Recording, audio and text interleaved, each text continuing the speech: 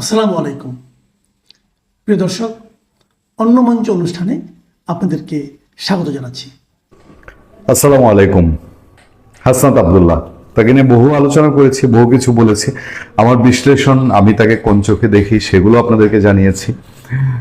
এবং হঠাৎ করেই ওই 24-এর তথাকথিত বিপ্লব, এবং কেউ কেউ গণঅভ্যুত্থান বলেন, কেউ কেউ বিপ্লব বলেন, এর মধ্যে দিয়ে যারা এই আন্দোলন বিপ্লবের মাখখানটা খেয়েছে তাদের মধ্যে অন্যতম চরিত্র হচ্ছে এই হাসনাত আব্দুল্লাহ।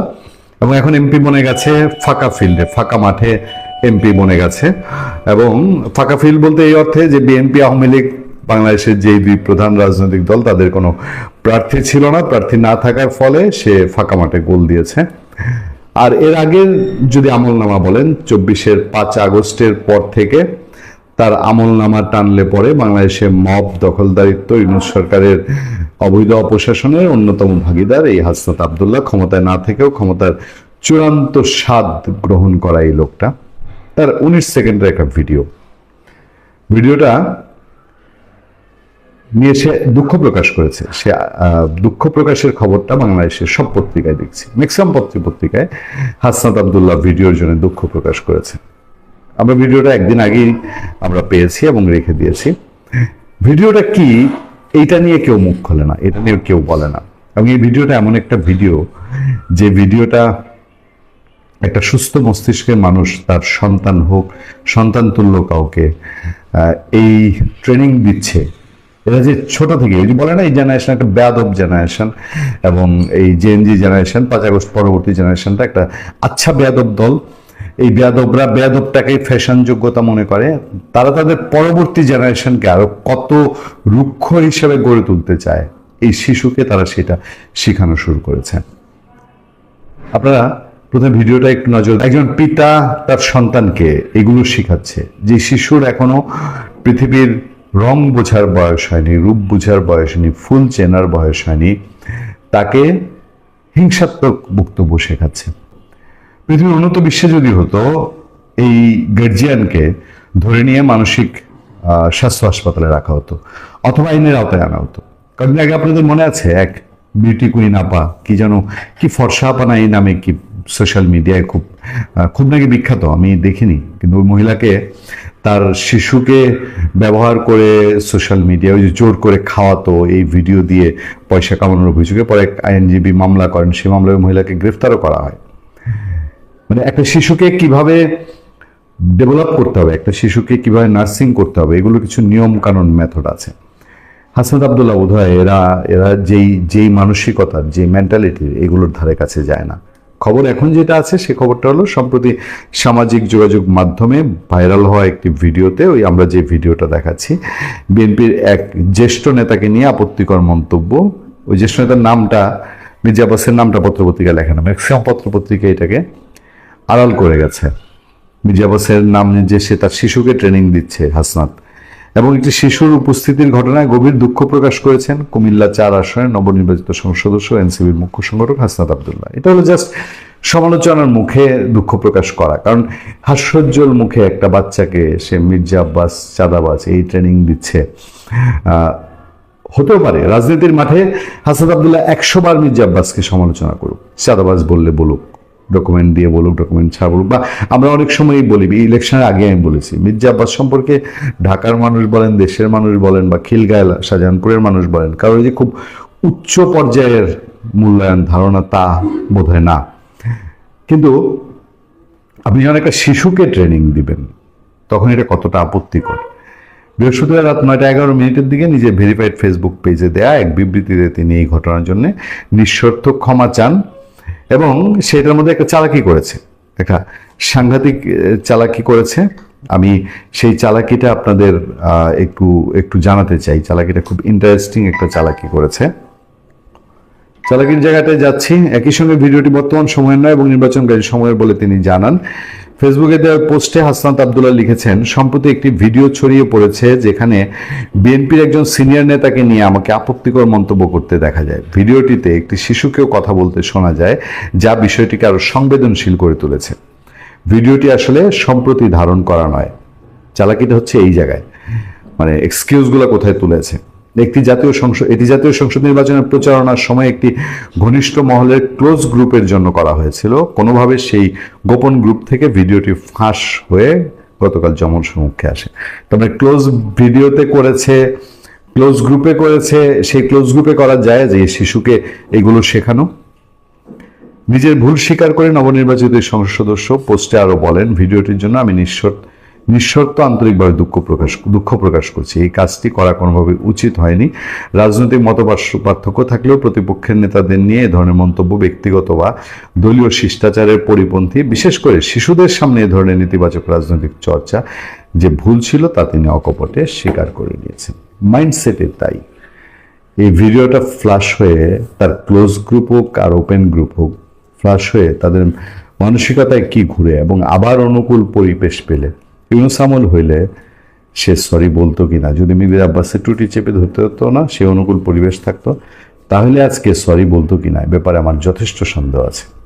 দায়িত্ব নেওয়ার পর প্রথমবারের মতো বাংলাদেশ সফরে এসেছিলেন মার্কিন যুক্তরাষ্ট্রের দক্ষিণ ও মধ্য এশীয় বিষয়ক সহকারী পররাষ্ট্রমন্ত্রী পল কাপুর। 4 মার্চ প্রথম দিনই পল কাপুরের সাথে বৈঠকের পর বাণিজ্য চুক্তি নিয়ে বোমা ফাটিয়েছিলেন বাংলাদেশের পররাষ্ট্রমন্ত্রী ডক্টর খলিলুর রহমান।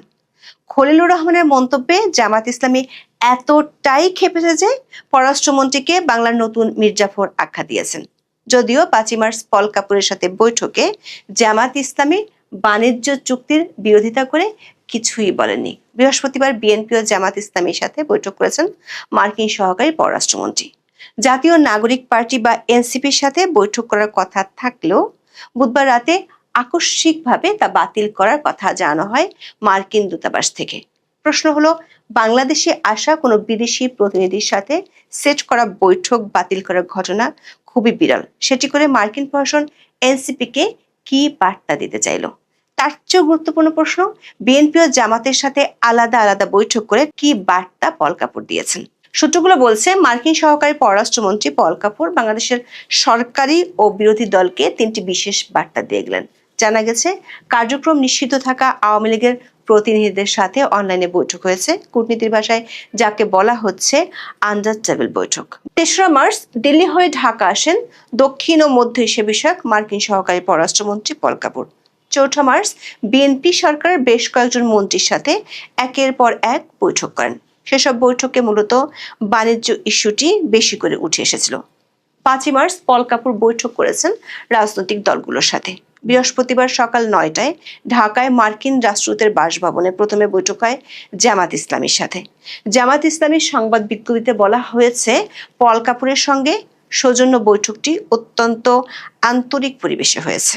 জামাতের নায়েবে আমির ও জাতীয় সংসদের বিরোধী দলীয় উপনেতা সৈয়দ আব্দুল্লাহ মোহাম্মদ তাহেরের নেতৃত্বে প্রতিনিধি দলে মোট 5 জন বৈঠকে অংশ নিয়েছেন।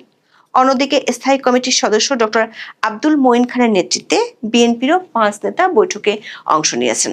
ডক্টর আব্দুল মঈন খান সাংবাদিকদের বলেছেন, বাংলাদেশের সঙ্গে যুক্তরাষ্ট্রের কূটনৈতিক সম্পর্ক, অর্থনৈতিক সম্পর্ক ও দ্বিপাক্ষিক বাণিজ্যিক সম্পর্ক নিয়ে পল কাপুরের সঙ্গে আলোচনা হয়েছে। সরকার নয়, দুদেশ ও দেশের জনগণের সম্পর্ক জোরদারের বিষয় এসেছে আলোচনায়। একাধিক সূত্রে জানা গেছে, বিএনপি ও জামাতের সাথে বৈঠকে 3টি বিষয়ে পল কাপুরের আলোচনা হয়েছে। প্রথমটি হলো, পল কাপুর মনে করেন বাংলাদেশের স্থিতিশীলতার স্বার্থে সকল রাজনৈতিক দলকে স্পেস দিতে হবে। এই বিষয়টি নিয়ে দল দুটি নিজেদের দলীয় ফোরামে যেন আলোচনা করে দ্রুত সিদ্ধান্ত নেয় সে বিষয়ে তাগিদ দেওয়া হয়েছে। দ্বিতীয়ত, 2024 আগস্টে জেল পলাতক জঙ্গিদের ইস্যু নিয়ে মার্কিন প্রশাসনের উদ্বেগ আছে। এসব জঙ্গি দক্ষিণ এশীয় আঞ্চলিক নিরাপত্তার জন্য হুমকি হতে পারে এমন আশঙ্কা করছে মার্কিন প্রশাসন। সবশেষ, ভারত ও আমেরিকা বিরোধী প্রচারণার বিষয়ে বাংলাদেশের রাজনৈতিক দলগুলোকে বার্তা দিয়েছে মার্কিন প্রশাসন।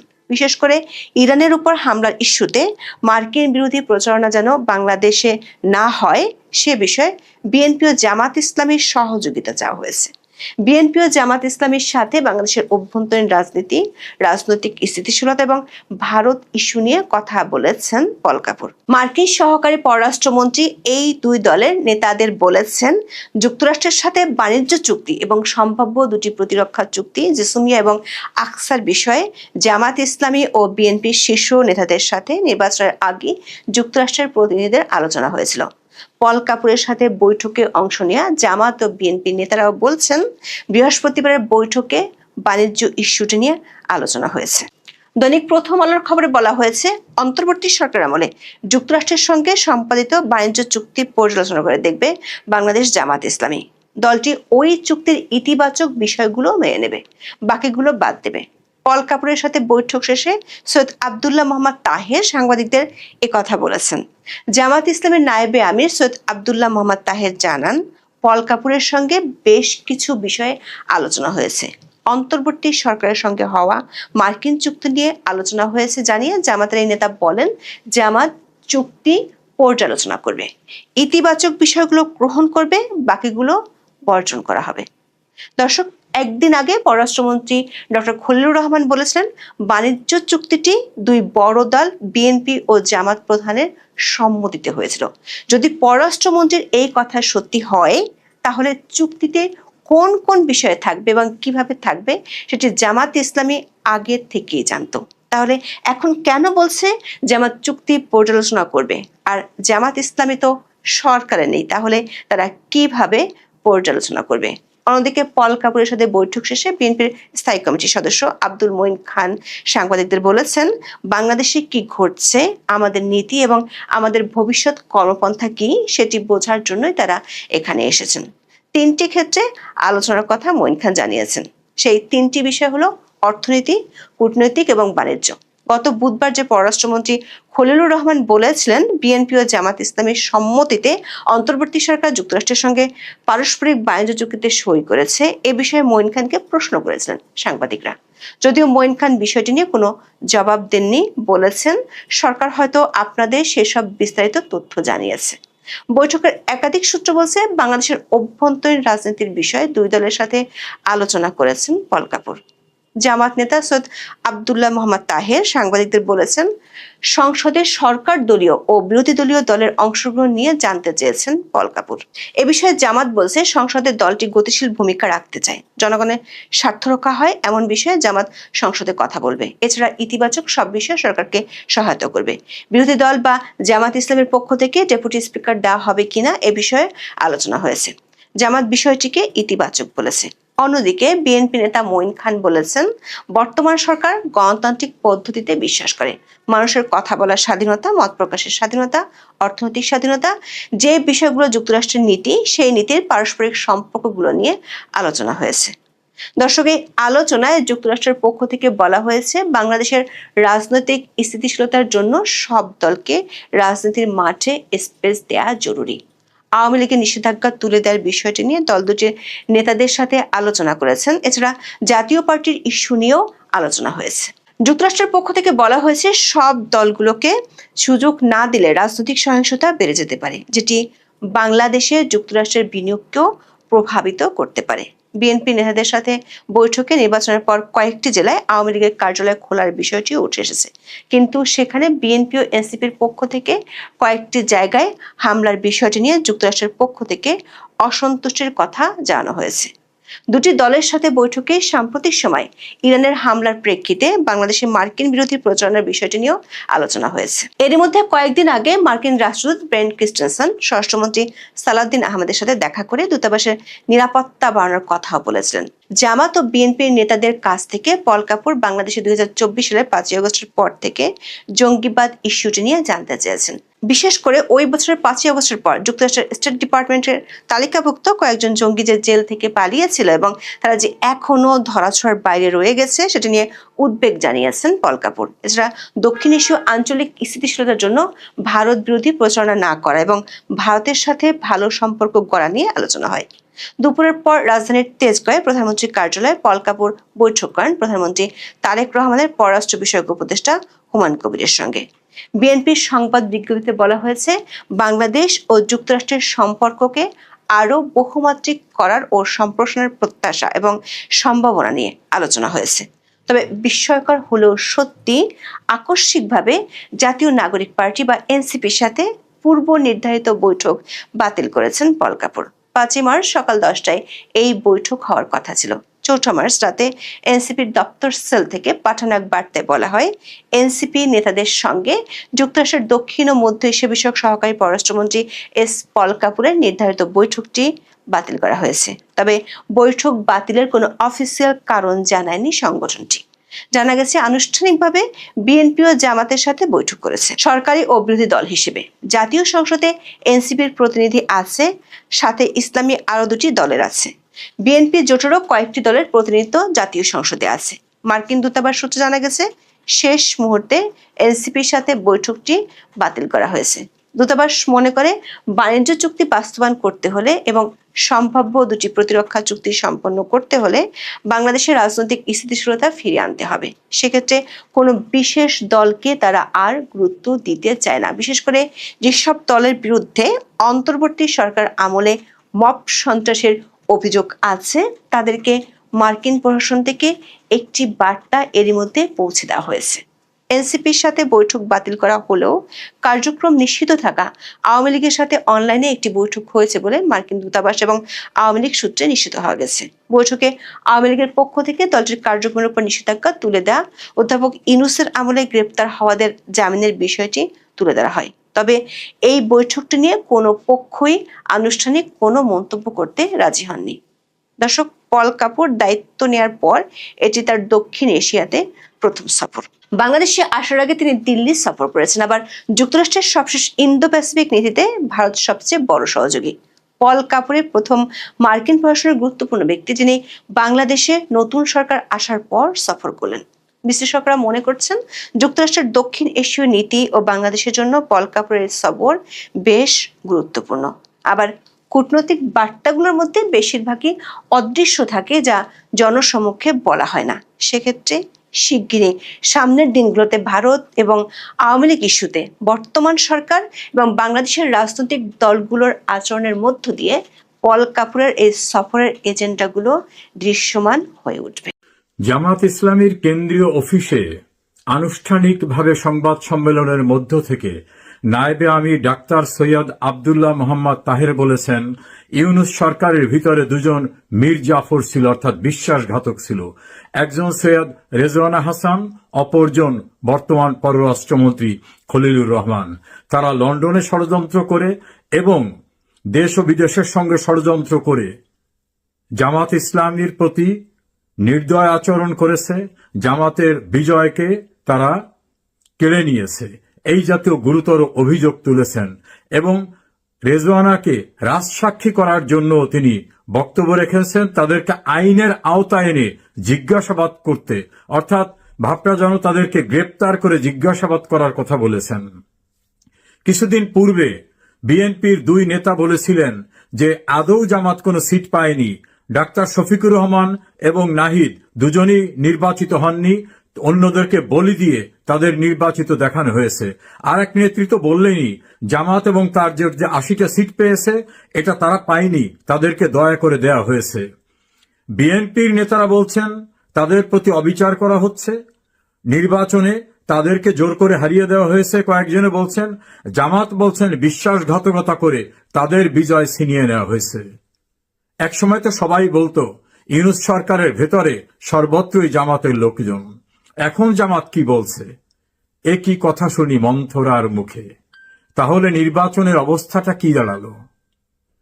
নির্বাচনের পরের দিন সামাজিক যোগাযোগ মাধ্যমে যে জাতীয় ভোট কারচুপির বিভিন্ন ভিডিও ক্লিপ আসছে, তার সঙ্গে এখন বিএনপি এবং বিএনপির পাশাপাশি জামাতও বলছে যে নির্বাচন নিরপেক্ষ হয়নি। সুপ্রিয় দর্শক শ্রোতা, তাহলে ত্রয়োদশ জাতীয় সংসদ নির্বাচনে এই যে ভাগাভাগির যে আসন ভাগাভাগির যে নির্বাচন জামাত বিএনপির, এখন তারা নিজেরাই বলছে আদৌ নির্বাচন নিরপেক্ষ হয়নি। আওয়ামী লীগ এবং আওয়ামী লীগের সঙ্গে যে সকল জোট ছিল তাদেরকে বাদ দিয়ে নিজেরা ভাগাভাগি করতে গিয়েও বলছেন সে ভাগাভাগিতেও জালিয়াতি হয়েছে, ইঞ্জিনিয়ারিং হয়েছে। তাহলে এই ত্রয়োদশ জাতীয় সংসদের নির্বাচনী ফলাফল আদৌ কি গ্রহণযোগ্য? কি বলেন আপনারা?